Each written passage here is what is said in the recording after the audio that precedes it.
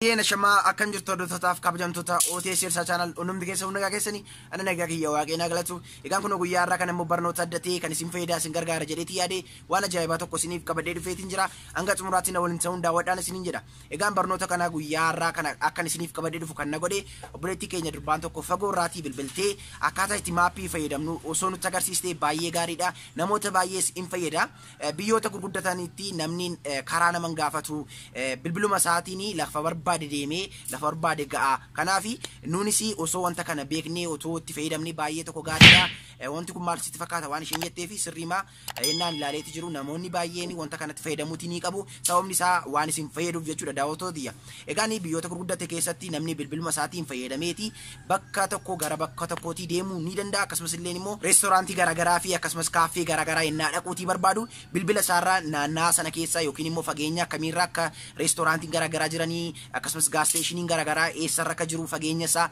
wanta hunda isaa bilbilumarraa ilaalee lafa barbaade deemuutii danda'a jechuudha. Kanaaf guyyaarraa kan inni isinitti agarsiisuutii barbaadu bilbila keessan fayyadamtanii jechuudha magaalaa hin beekne tokko keessa yookiin immoo biyya hormaasa tokko biyyuma keenya keessa illee lafa dhaqxanii hin beekne tokko naannoo tokko gara naannoo tokko ennaa deemuutii barbaadanii bilbila keessan fayyadamtanii ammam akka isinirraa fagaatu eessarratti akka argamanii akkasumas illee immoo karaan guddaa isa kamii karaan xiqqaa isa kamii karaa isa kamii yoon deemen dafeegaa kan jedhu kana informationii guutuu sirriitti kan argachuutii dandeessanii haala ajaa'ibaa ta'een isinitti agarsiisuudhaaf qabadee dhufeetiin jira jechuudha daawwattootiyya. Kanaaf guyyaarraa kana inni isinitti agarsiisu waa'ee maappii irratti itti fayyadama isaa fi akkasumas illee immoo akkaataa itti wanta kana hunduma isaa godhachuutii dandeessan isinitti agarsiisa hanga xumuraatiin waliin ta'uun daawwadhaan isin jedha hordoftootiyya. Kanneen viidiyoo kana immoo laayikiin godhin jirtan please laayik gochuudhaan na jajjabeessan isin jedha amma gara iskiriinii deemee waan isinitti agarsiisuuf sirriitti steeppii kee hordofuudhaan na waliin ta'uu ni dandeessu isin jedha hanga xumuraatiin waliin ta'aa isin jecha amma gara viidiyochaatti dabarra.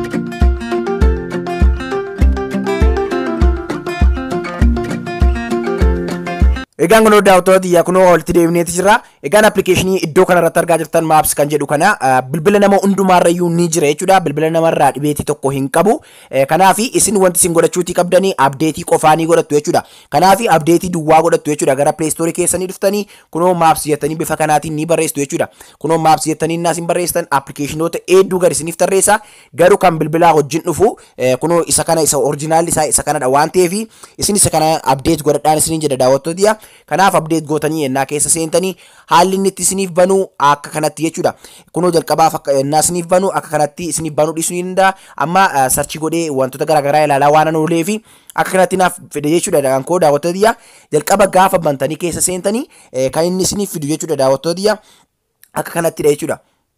Saniin booda akka kanatti ennaan isiniif fidu isinigaa biyya keessa jirtan sana keessatti lafa deemuu barbaaddan yookiin immoo lafa dhaquutii barbaaddan sana iddoo barbaaddan sarchii godhatanii argachuu ni dandeessu akkasumas illee immoo haasoftanii dhageessifattanii jechuudha sagalee keessan qofaadhaan illee sarchii godhachuutii ni dandeessu jechuudha. Kunoo iddoo kanarraa sagalee maayikiroofoonii waan jirtuuf ishee kana cuqaasuudhaan googiliitti sagalee keessan haasa'uudhaan lafa barbaaddan deemuu ni dandeessu akkasumas illee immoo katamaa keessa jirtan yookiin immoo siitii keessa jiraataa jirtan sana keessa reestooraantiin eessa akka jiru manni nyaataa jechuudha kaaffoliin eessa akka jiranii ATM qarshii baafachuudhaaf illee ATM iddoo kamiin akka jiru naannaa kamitti akka argamu gas stationii nadaajii garaagaraa kanneen guuttachuutii barbaadan akkasumas immoo shufeeronni garaagaraa jiraachuu ni maltu ta'a wantooti garaagaraa as keessatti ni qaba waan ta'eef lafa dhaquutii barbaadan kamiin iyyuu addana irratti sarchii gootanii nani eessa iddoo barbaadan iyyuu dhaquu ni danda'ama isiniin jedhee waan jiruuf kanaaf as keessaa akka salphaatti itti fayyadamuu ni danda'ama jechuudha.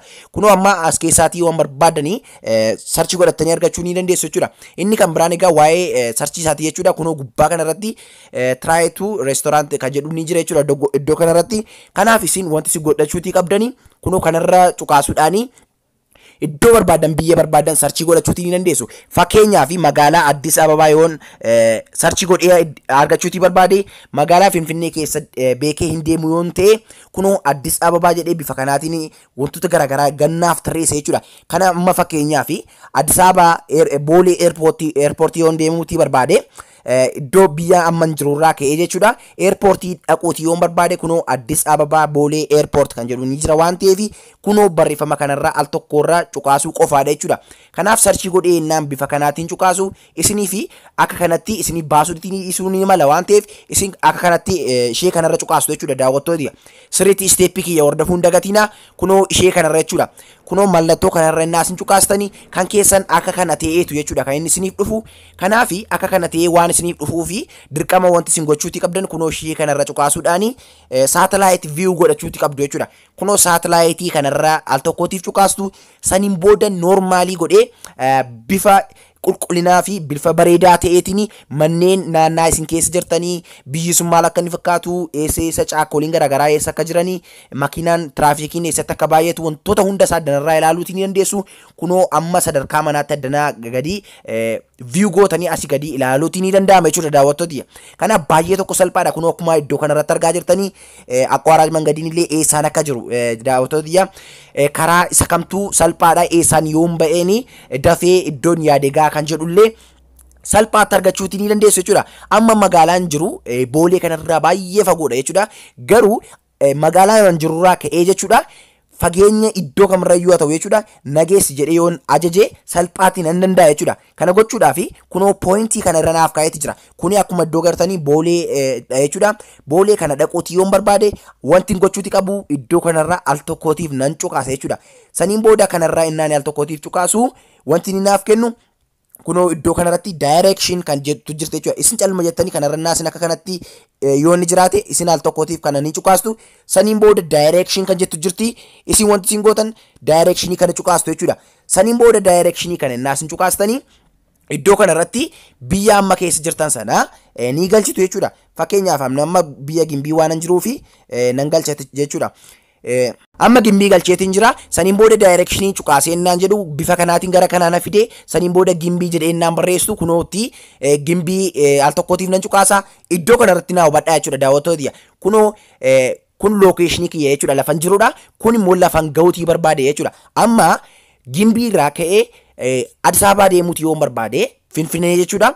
Kunoo iddoo kanarratti ofiisaatiin Addis Ababaa Boolee Eerpoortii naaf barreessee jira. Kunoo gubbaa kanarratti immoo Gimbii Siitii naaf barreessee jira waan ta'eef akka kanatti gaamman Gimbii irraa ka'ee gara Boolee deemuudhaaf kunoo iddoo kanarratti ilaaluutii ni dandeessu. Kunoo jalqabisaa Gimbiidha jechuudha. Kunoo iddoo kanarratti dubbisuutii ni dandeessu jechuudha. Gimbii naan jedheeti jira. Dhumni isaa immoo kunoo iddoo kanarratti akkuma agartanii kunoo iddoo kanarratti jechuudha.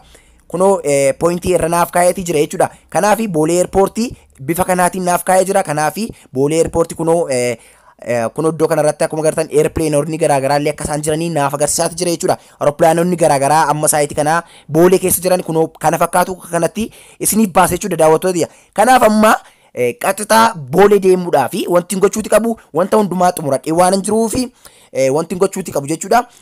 Akka kanatti erginni naaf baasee kanarratti akkuma agartanii lukaan deemee Boolee ga'uudhaaf yookiin immoo miila kootiin deemee Boolee ga'uudhaaf kunoo guyyaa afurnatti fudhata naan jechaati jira iddoo kanarratti kunoo fakkii namaatiin isiniif kaa'e jechuudha. Inni kan biraan immoo makiinaadha yoo deemtan jechuudha. Kunoo saayitii 8 fi daqiiqaa 26 isinitti fudhata jechuudha kana daawwattooti. Kanaaf iddoo kanarratti saayitii isaa wajjin makiinaadhaan yoo deemtan baaburaan illee yoo deemtan isiniif kaa'a. Amma magaalaan keessa jiraadhu baaburri waan hin jirreef baabura nageetiivii godhinaaf kaa'eeti jira jechuudha. Garuu tun magaalaa Finfinnee keessa jiraadhe kunoo baabura dabalatee illee saayitii meeqatti akkan achi ga'uutii danda'u naaf fida jechuudha daawwattooti. Kanaaf amma deemuuti yoon barbaade jechuudha. Perview kana nan cuqaasa jechuudha. Saniin booda kunoo goda kanarratti akkuma agartanii kiiloomeetira isaa dabalatee illee waan naa kaa'ee jiruu fi kunoo iddoo kanarratti jechuudha. Kiiloomeetira 429 naaf kaa'eeti jira. Amma perview gaafan godhu wanti inni ta'u bifa kanaatiin gara biyya kootitti na deebisee saniin booda kunoo directionii naaf kenna jechuudha. Amma kuni karaa isa guddaarra jechuudha.